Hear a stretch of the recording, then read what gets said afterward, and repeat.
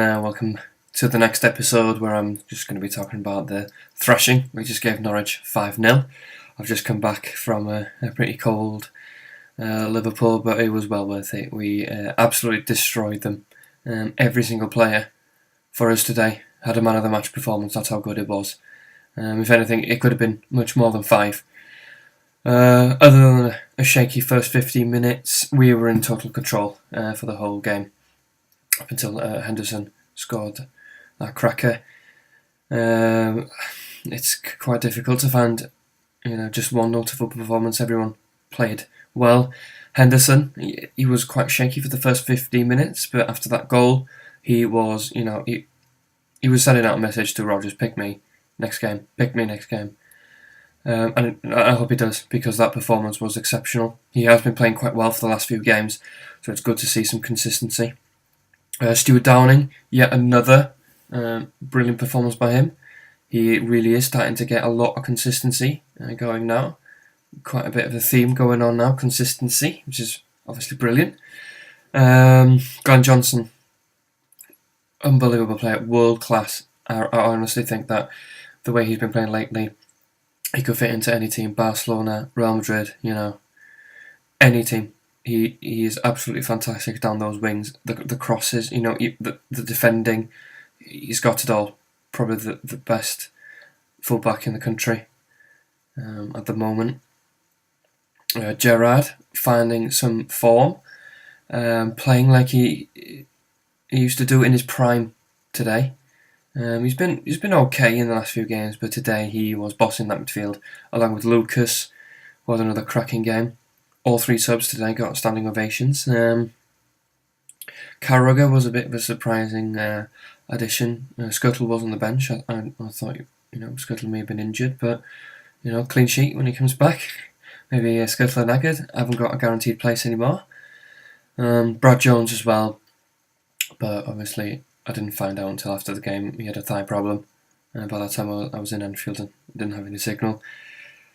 Sturridge and Suarez, I think, is the biggest talking point. How is the link-up going to be? Suarez has been isolated up until now. We've just got Sturridge. How is it going to work out? I don't think anyone really expected it to work out this well. They were playing with each other as if they were linking up with each other as if they've been playing 100 games already. They, not just each other. Sturridge just knew where everyone was on the pitch. Andre Wisdom, was linking up with Sturridge quite often, and Henderson as well. But Sturridge was involved in 2 goals. Suarez was involved in 2 goals. Goal and score sheet, both of them as well. If you're going to have 2 forwards, you want both of them to score. If you think about last season, the Bar and Cisse situation, Bar was scoring, then Cisse joined. Cisse was scoring, then stopped, then Bar was scoring. We'd always have preferred to have both of them scoring, and we had that today. I really hope it continues. I can't see why I didn't. Those 45 minutes Sturridge had against Man United, you can see something was happening here. And today, for the full 90 minutes, you can see what exactly was happening. Sturridge was not, selfish. Neither was Suarez. They both wanted the other one to score, and they both did. It was unbelievable to see.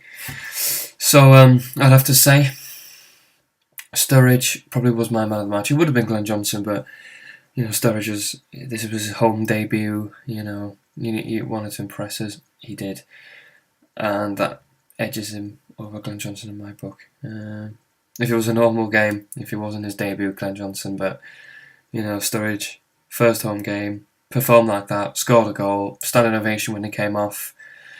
It couldn't have gone any better, and every single person in the crowd was absolutely loving it today. Norwich were up.